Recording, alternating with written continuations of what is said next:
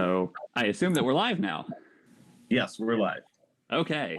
Well, welcome everybody. We got our technical glitches figured out.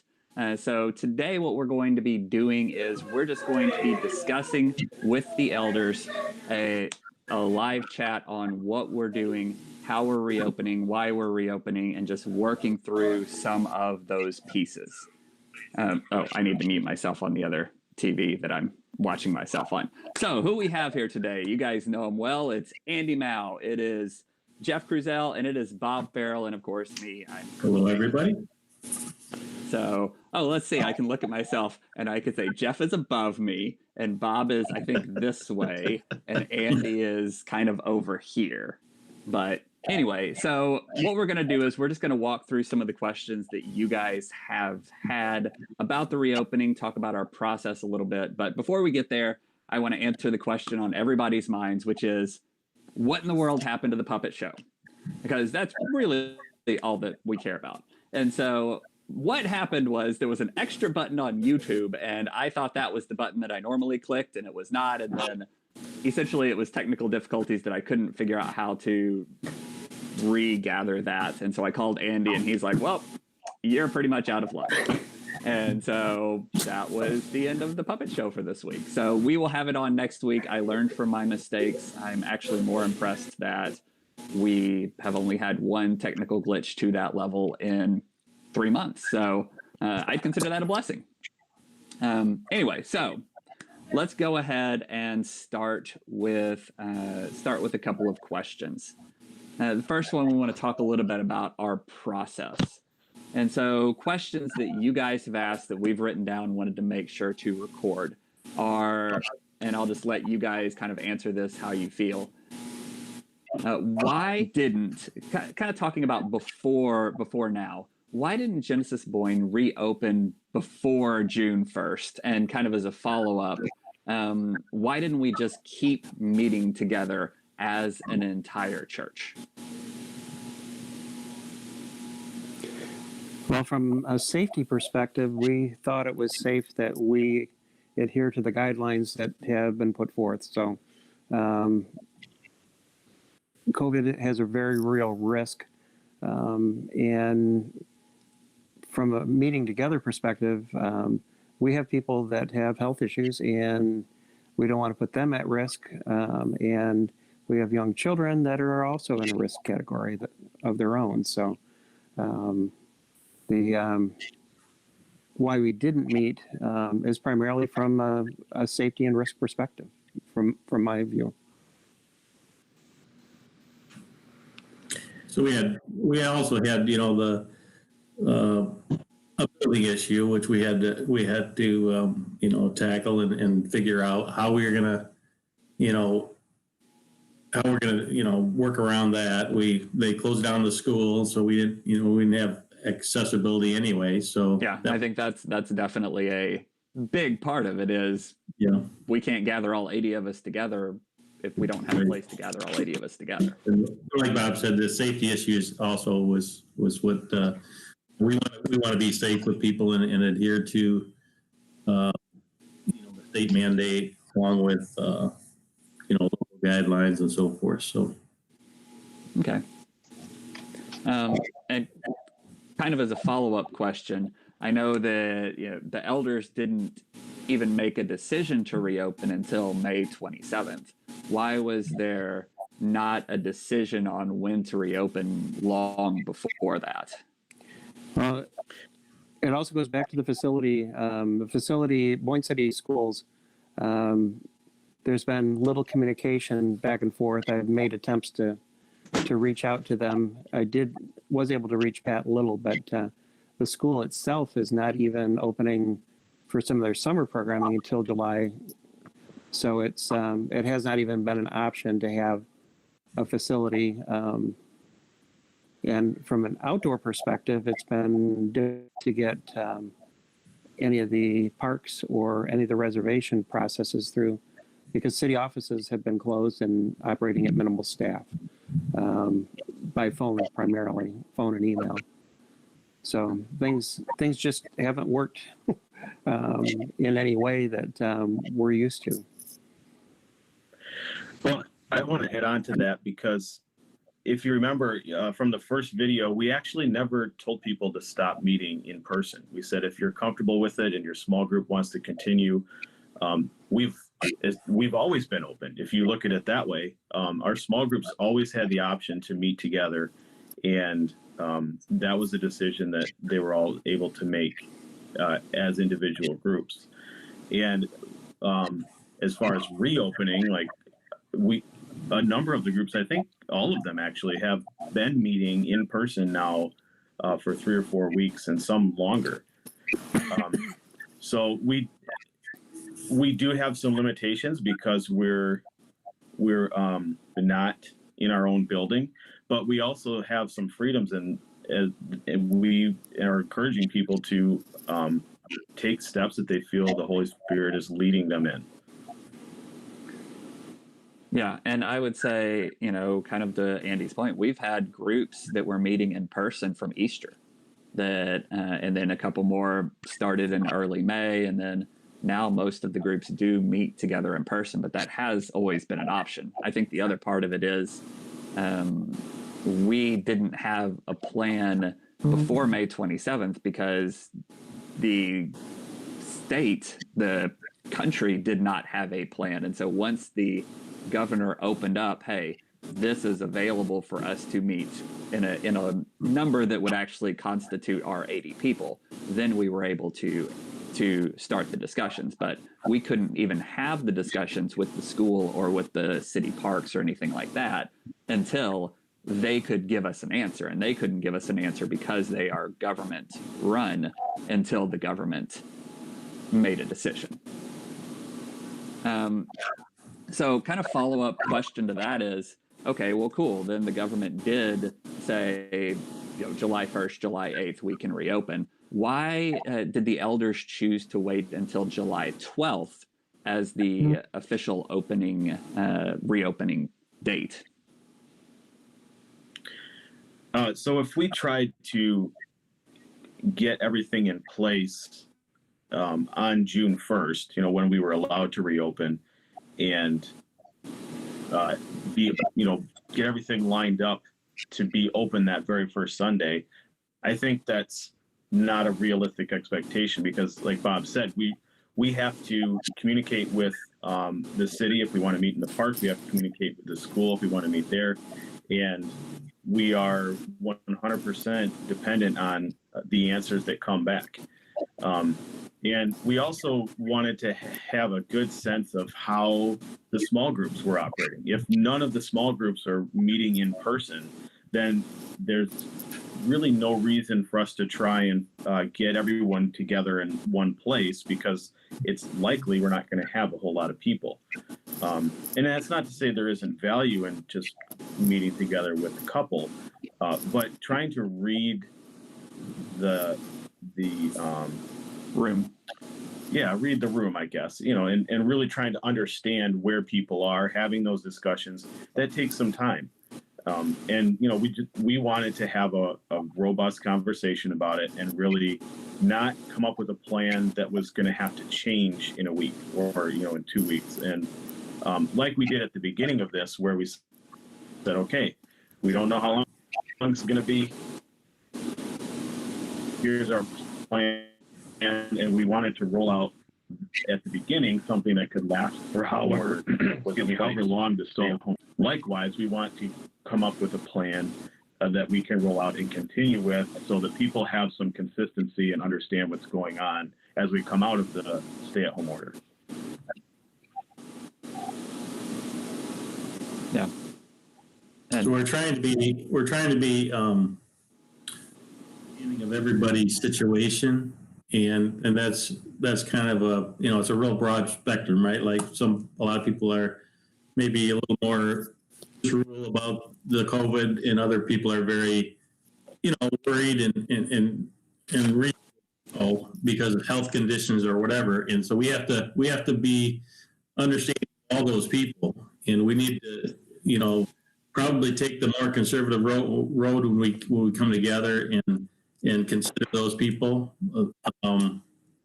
situation that they may not feel quite as comfortable yet, and so we need to, do the social distancing and wear our masks where we can and that sort of thing. But Well, and there's also recognition that even if we do come together, not everybody is going to be in a position to do so. If I have potential exposure, I'm going to be quarantining, yeah, quarantining, and other people with health issues that I've talked with are not comfortable in meeting together until probably there's a vaccine or there's a significant decrease in the amount of active infections. So, Yeah. And I would say the other answer is, one of the things that we seek to do and have thus far, we've been at this 3 years as elders, is we seek a unanimous decision. And really, I was talking to Jeff yesterday. I don't think that we had another date. We weren't like, oh, well, maybe it's, June 20th or maybe it's August 12th. Like all of us were like July 12th. And then it's like, we're praying about it. And all of us were on the same page. Like that's the right date. Why? I mean, there could be a lot of reasons. Possibly it's taking so long we started, if we made the decision on May 27th, it is now June 28th, and we're still working through just getting some basic answers from churches we're talking to, from schools, from parks, from different areas like that. So clearly God knew something in how long this whole process would take. And I think that you went ahead and answered, why can't we just go back to the school right now, which is, the school isn't even open right now. So that's not a possibility. Another question was, why can't we just start meeting at the parks right now if the park is just open public land? And you guys kind of answered that as the park is city, is a part of the city. And while technically we could all gather there together, that is not the above board respectable approach that we need to go and ask permission to gather together if we were going to gather in that type of number. And with the size that Boyne City is, that would be a very poor decision on our behalf to kind of thumb our nose at the city just because we technically could try to do something like that. And then the other question that kind of came in the process was, I've been antsy. I just want to meet together. Why haven't we had more opportunities to meet together?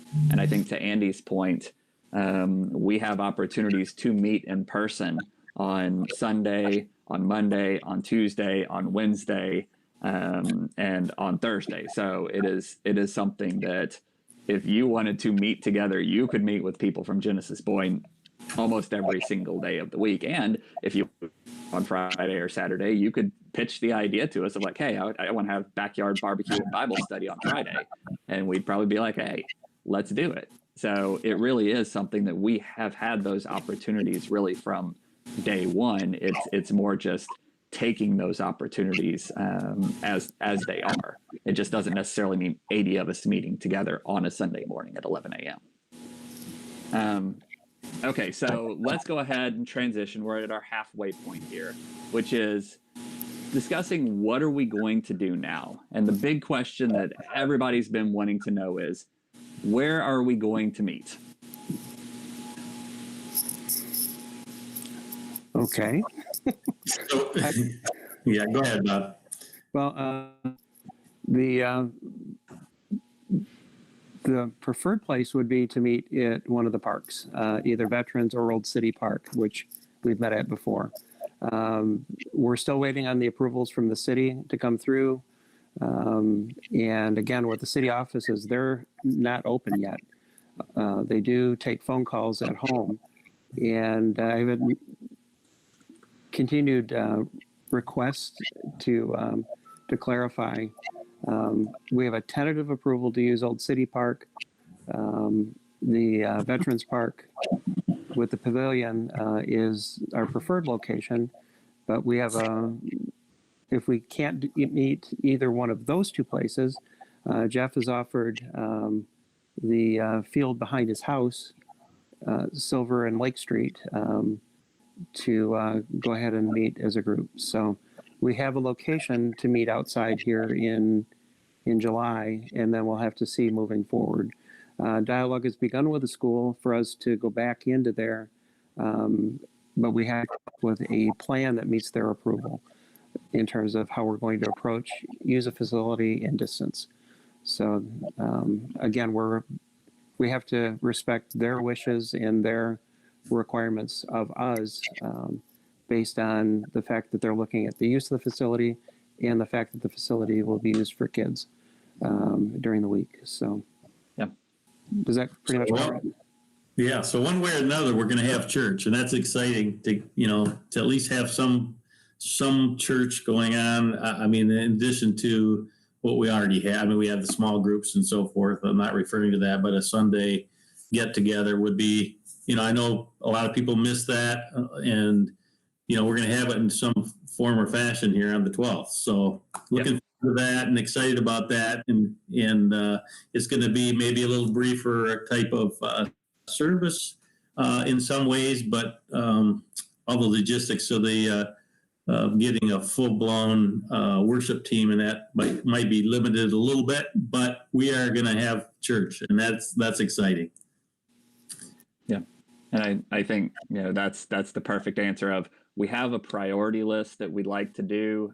Pavilion first, the gazebo second, which I think is the Old City Park, and then Jeff's land third. And so we're waiting to see if we can get that approval. If not, we'll pull the trigger on going with Jeff's land. But anyway it goes, July 12th, we will be meeting, and we will update you as soon as we know whether we get approval for some of those things.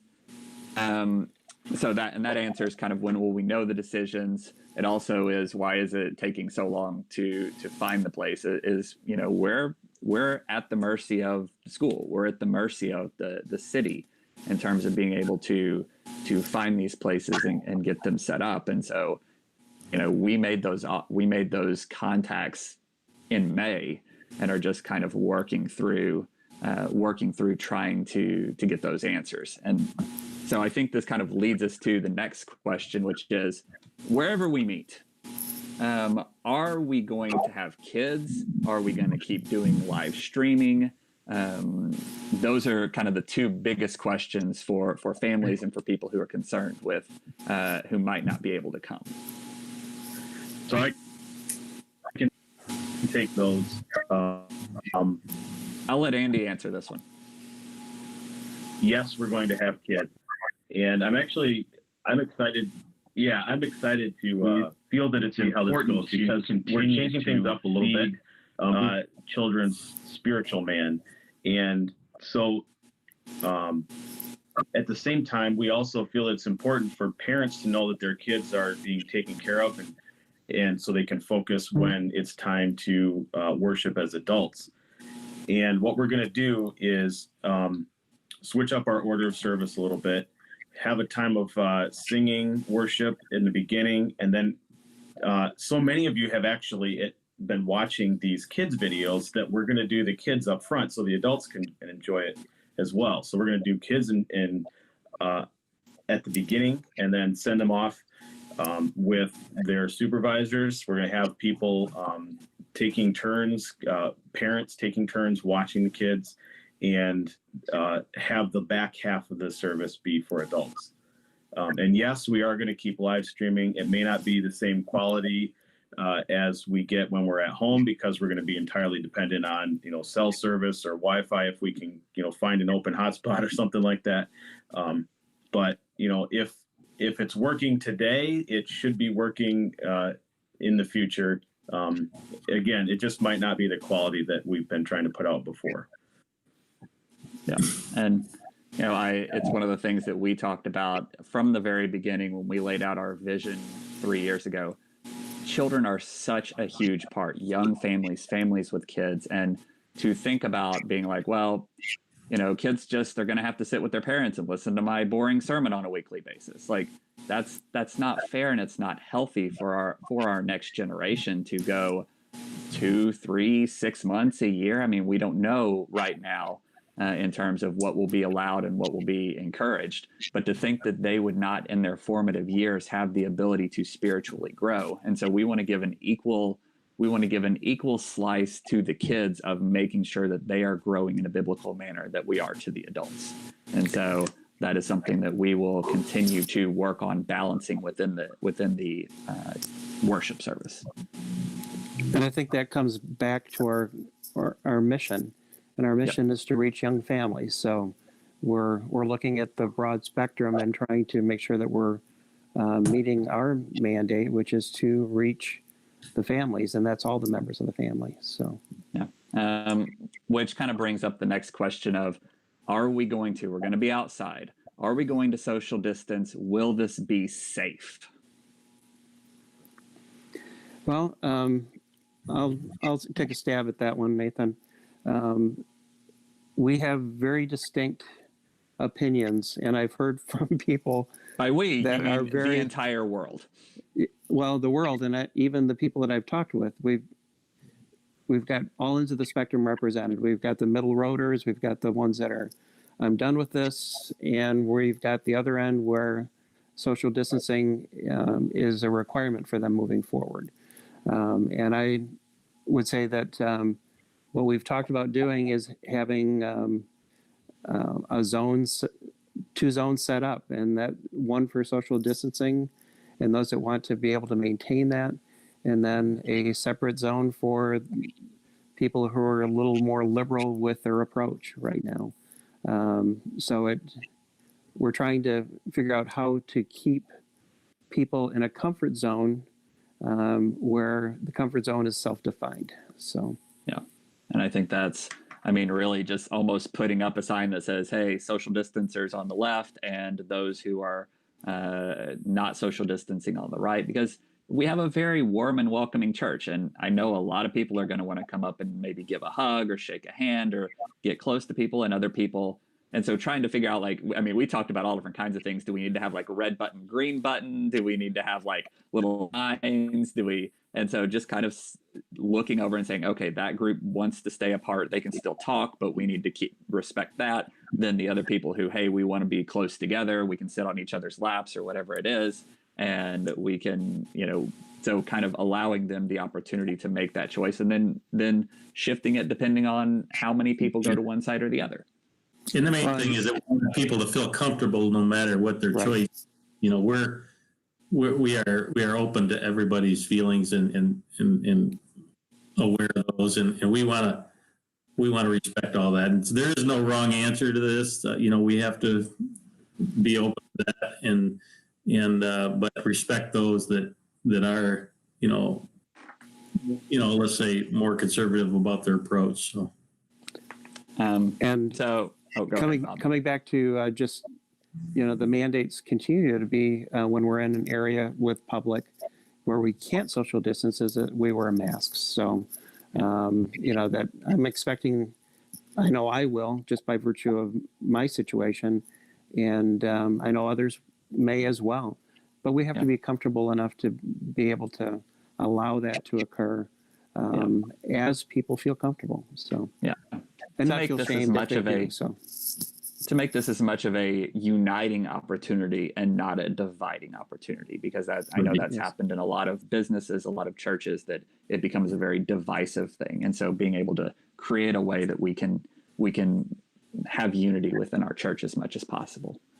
I'll go ahead and answer the next question, which was one that was brought up yesterday. What happens if we have too many people show up? And right now, at least my last check, and maybe one of you guys can correct me on this, but the outdoor number was 250. So the answer is, if we have more than 250 people show up on a Sunday, I will probably just break down and weep, and then we will have a giant celebration. And then the next week, we will set up something to accommodate for that. But please do pray that we have more than 250 people show up, and therefore we have to determine what to do about that.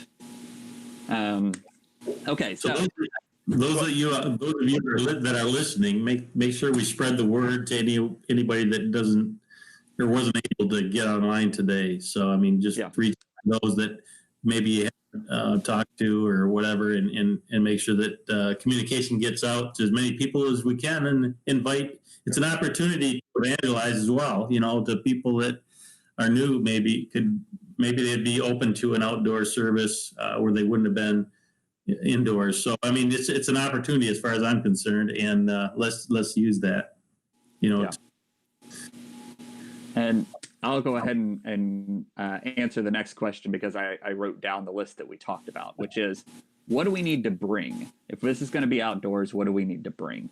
And the answers that we came up with were a blanket and or a chair, essentially a place for you to sit, your own coffee or water. There's not going to be doors to touch, bulletins to touch, children's materials to touch, gift boxes to touch, coffee, donuts, etc. Nothing to touch. So bring your own coffee or water. Bring your own sanitizer or cleaning supplies if you feel like that is something that is important. But really, we're talking you will be able to get out of your car, which is yours, take your blanket, which is yours, set it down on a piece of land, pick it back up, like worship with us, pick it back up, take off, not have to touch anything that is not yours except for potentially the dirt. And so, I mean, we will have a couple of bottles of sanitizer that are available, but really there is no touching that will necessarily have to go on. The other thing would be bring activities for your child if you choose to keep them with you. Again, as Andy said, we've got a couple of playgrounds that are going to be close by if we're at the parks, and if not, we'll bring a couple of things for the kids to play with when we do our sermon time after the kids' time. But if you choose to have your kids stay with you throughout the sermon, bring something for them to keep them active, because it's probably not going to be a huge amount of interest to them. So those are kind of the things. Can you talk about the bulletins and how that's going to work? Yes. The bulletins, how we're going to make that work is on the website, genesisboyne.com, which I would encourage you guys to use as much as you can.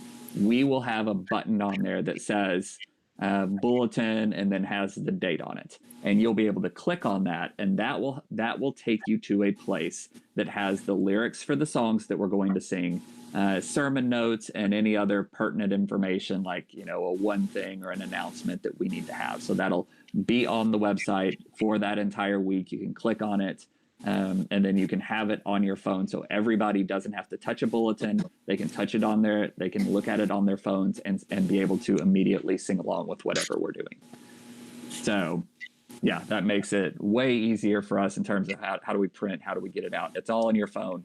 Everybody has a phone. If you do not have a phone, I don't know what world you live in, but please let us know. You're probably also not watching this if you don't have a phone. But okay, so that pretty much covers kind of that area. And I think the other thing that people are going to want to know is what happens if it rains? Because obviously being outdoors, that creates some minor issues for us. So So what we decided there will be a couple elders that will make a decision on the weather, and we'll get notifications out to everybody as soon as we possibly can. But it's a go until we say differently, and we'll try to communicate that out through obviously Facebook and the website there, Genesis website. So we will get information out to you as soon as we make that call. But we are at the mercy of the weather, so we're going to do our best to make it happen. If we're outside, we will have some shelter, but it's limited, very limited. So Jeff, I think just to put a specific number to it, I think we had talked about giving 24 hours notice. Is that correct? Okay. So yeah, I mean, we'll do. Obviously, if some crazy storm blows in at 11 o'clock in the morning that nobody predicted, then we're gonna have to roll with it. But we're gonna try to get that out both on Facebook and on the website by 11 o'clock on Saturday. Yes, we are. No, we aren't. And we also understand we could say, hey, we're not having worship, and then all of a sudden it's a clear day. We could say we are having it, and all of a sudden it starts storming. But that's our goal, is to communicate that to you 24 hours in advance. And in either case, we're going to continue the online streaming.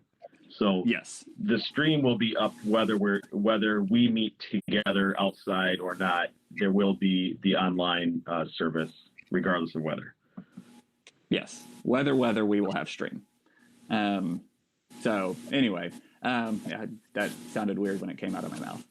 Okay, last question is, what will we do about going indoors? Do we have a projected date on that? We do not have a projected date yet. The goal would be for us to go back indoors August or September, I think is our target. But we're working with the school in terms of the requirements that they will place upon us moving in. We have to have a plan that they approve of before we're able to occupy any space. Yeah. And again, I want to reemphasize that we are beating every bush right now. We've talked to all of the pastors in town. Hey, what's going on with your churches? Would there be a place there? We've talked to schools. We've talked to the park. We've looked at houses. We've talked about pole barns. I spent 3 hours looking at giant tents. Like, what if we have to spend the whole year in a giant tent? What would that look like? It turned out it was a very interesting search, but that's a whole different story. But yeah, I mean, we are seriously, we're beating the bushes. If you know of something or even think you might have a possibility, let us know. We'd like to look into it. I mean, we are open right now to really exploring what that looks like. So yeah, just keep us posted if you got something in mind. And I think the final question kind of in this category, and again, if you guys have any questions, feel free to throw them on the chat or let us know, and we'll make sure to answer those. But once we're in, so let's say the school lets us back in, are we good? Do we get to stay? Is it just kind of a permanent thing? Kind of how does that play out? It's about as predictable as what this pandemic has been. So I really don't see that, if there's a second wave, if there's other things that come into play. I mean, who would have thought a year ago we would have been quarantined or stay at home ordered for a period of months? We will do what we can, but we can't predict. Yeah. We can't predict what will be available or when. So. Yeah. And, this is one of the things that we talked about in a message a couple of months ago in April about control. And, this is truly beyond our control. We can ask, we can make inquiries, we can search, but ultimately what is going on is something that is beyond our control. Each of us has to pray about it, to do what God says. And, we ask the questions and we accept the answers and know that God, we are doing our best to follow God. But it is something that we have to relinquish control of in some of the decision making and some of the process that is happening here, because it is so much bigger than what we can humanly do. With all the uncertainty, I know that there's just a lot of maybe fear, a lot of questions, a lot of what been a time here where everybody's had a lot of time to contemplate, right? And we've gotten out of the routines of what we do and the church as it was. And I just want to encourage everybody to know that God's in charge. God's in charge. He will take care of us. And I believe that we'll come out of this even better than what we were before. And I trusted him that through all this, we have to hang in there. We have to, his word speaks of how we, overcome obstacles, and we need to rely on him. And so this is just a time that we can do that and just believe that he's got something better for us, that we will get through this and we will get through it in a good way. So I just wanted to encourage everybody that way, that, let's be encouraged by his word. Yeah. And then kind of, we're getting close to kind of an end here. And one of the questions that we started with as elders, I mean, we've talked about where today, we've talked about when, we've talked about how we're going to do it. We've talked about what we're going to do. We've talked about who's going to be doing it. I think the biggest question, and the question that we started with as elders, was not any of those questions. We started with why. Why do we do church? And so I just wanted to go, I wrote a couple of notes on why we do it, kind of based on our conversations. And so I just wanted to read that to you guys, and then we'll conclude with a final little piece. And I'm going to start with a scripture. I'm going to start with Matthew 22. It's verses 35 through 40. And it was an expert in religious law. He tried to trap Jesus with this question. He said, "Teacher, what's the most important commandment in all the laws of Moses?" And Jesus replied, "You must love the Lord your God with all your heart, all your soul, and all your mind. This is the first and the greatest commandment. And a second is equally important, that you love your neighbor as yourself. The entire law and all of the demands of the prophets are based on these two commandments." So it's an important question to ask before we get into what and when and where, is why do we do this? The church, and we're talking capital C, global historical church, has always existed to love God and to love others and to help others learn to love God. So no matter what the circumstances, no matter what the situations are, that shouldn't ever change. And for us, closer to home, Genesis Boyne specifically exists, Bob already talked about it, to be a contemporary church engaging families through fellowship, discipleship, and outreach. So that's our specific niche in this community. That's why Genesis Boyne is here, that we are here to be a contemporary church in town, that we seek to engage this community around us to love God. So our heart is to really just target families, especially families with young children. And how we do that? We do it by giving them the opportunity to hear the gospel, both corporately and personally. That's where Engage 2020 has come up. We do it in big fashion, but we also meet personally. And the way that we engage others is through fellowship, through discipleship, and through outreach. And I think the big thing that we all came away with is, first and foremost, our church, we say this 1,000,000 times a week, but we're a family, that we care for each other, that we get to know each other, that we build a community that they can depend on. And that's why people come, and that's why people stay, is that we're a family. And then once they're in the family, we begin the discipleship process through things like small groups, those little close-knit families in the big family where we do life together, we study the Bible, we pray, we care, we have meals, we do outreach as a family unit. And from there, you can see we start to do outreach, that we continue to reach out to more people in the community, bring them in, show them that we care, which brings them into fellowship, and the process starts anew. So that's kind of the process that we're looking at, and it's based on our vision. So that's who we are. That's why we do church. That's why Genesis Boyne exists. And if we feel like there's anything that impedes that, then we need to reevaluate our viability as a congregation. So therefore, Genesis Boyne, we're going to aim to do everything we can to keep the mission of the church, capital C, love God, love others, help others, love God, but also keep our vision and our niche in this community. And so therefore, we know there are a lot of lost people. There are a lot of dying people in this community. And Jesus gave us commission. He gave us the authority in heaven and on earth to go make disciples, baptize them in the name of the Father, the Son, and the Holy Spirit. Teach these new disciples to obey all the commandments that he's given us. And that's it. We realize that Boyne City is a community that needs Jesus, and we have the opportunity to take it to them. So we plan to go and engage Boyne City with the gospel of Jesus Christ. And that's why we are here. That's why we do church. And so I just wanted to take a little bit of time and answer that question, because really we put it in kind of last, but it was the first and the most important question that we need to be able to answer before we answer any of the rest of these pieces. And then I have one, I don't know, do you guys have anything to add on top of that? I have kind of an interesting story that I was listening to a sermon. He was talking about the shepherd and the sheep, right? Story of Psalms 23. And I thought it was really interesting.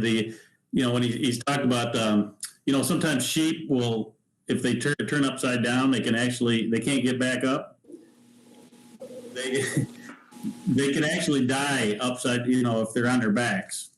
And sometimes we feel, I don't know about you guys, but through this whole thing, sometimes you feel like you're on your back and there's no way of getting back up. I just want to encourage you as well, and please reach out to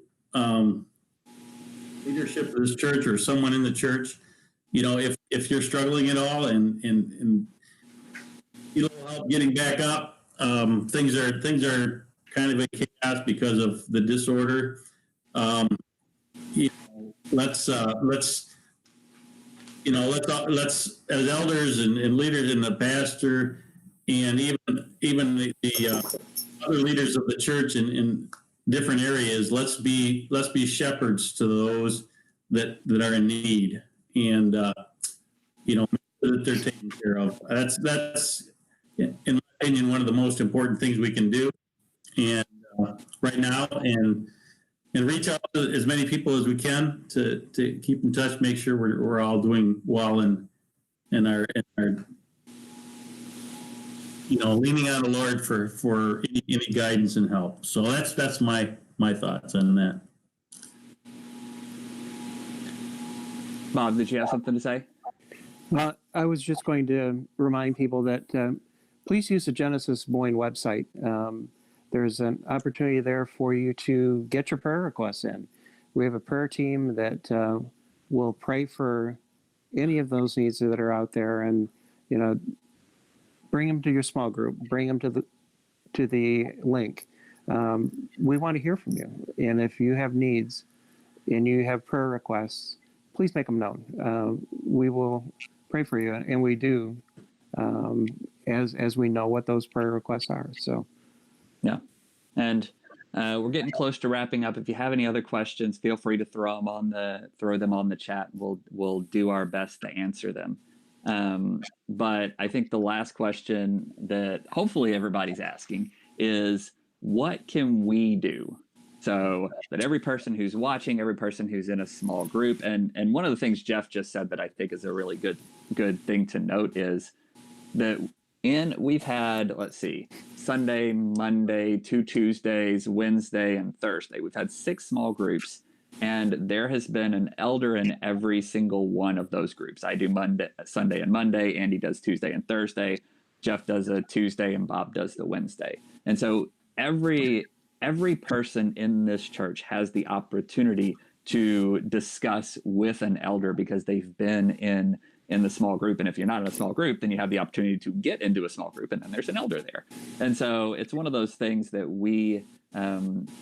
the elders are the leadership of this church. And so I am almost more of a middleman. These are the guys that make the decisions, and they do a really great job at it. And so you can ask them, and sometimes they may say, we don't know yet.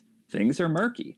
I'm not sure if you guys have noticed who are watching, but the government having a little bit of a tough time with this.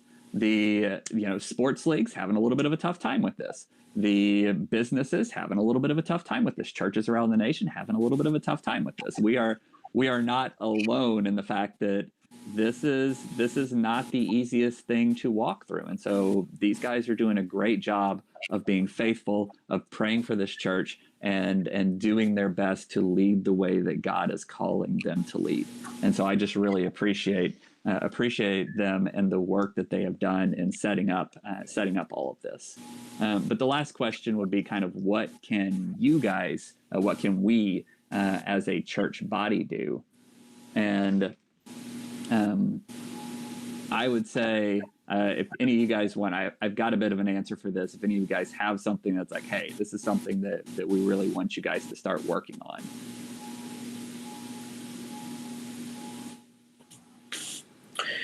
I think what Jeff talked about, seeing the needs of those around us, yes, in the church, and that's our responsibility as elders to really care for the church. But I would encourage each and every person to look in their sphere of influence, your friends, your coworkers, your neighbors, and take care of their needs. I think that's something we do very well, and I just want to encourage you to continue to do it and understand that is part of being the Big C church. And that doesn't have to stop because of the pandemic or because we can't meet in a building on Sunday. That is part of the rhythms of our life, and that's what we should be doing as a church to be the church. Yeah. And I would say the big thing that we need right now, we were discussing this at the last meeting, is due to a series of different circumstances, we need some new ministry leaders. Right now, we've had one move. We've had a couple who have some health concerns. We have a couple who have just have done their time and are moving on from it. So we just need some people to begin to lead our ministries as we start to reopen and activate those ministries again. And so just want to throw that out for those of you who are listening, and to talk about in your small groups, to discuss. We're going to need probably a couple of children's people, children's ministry leader, children's assistant ministry, a prayer and care ministry leader, an outreach ministry leader, setup ministry leader, and somebody to kind of continue our building search. And so those are areas of leadership. If you are interested in doing that, or somebody who you think would be good at doing it, well, if you know somebody who you think would be good at it, talk to them and then have them talk to us. But if you feel like you'd be good at it, pray about it over the next week or so, and talk to us about it. We would love to have a new group of passionate ministry leaders who can take the baton from the previous ministry leaders and really run with it. They have done such a great job over the past year, 2 years, 3 years, and we just want to be able to continue to take that baton and run with it. So I would just encourage any of you guys who are listening, if that is something that you're passionate about, that you feel God leading you to, please come talk to one of us. And if you know of somebody who might be great at that, talk to them and have them come talk to us, pray about it and come talk to us. And so, that's where we start. We start with, elders, ministry leaders, and volunteers. And so both ministry leaders and volunteers, as we begin to reset up our setup teams, reset up our children's ministry, reset up different ministries, to have the volunteers and the manpower to be able to make the church function.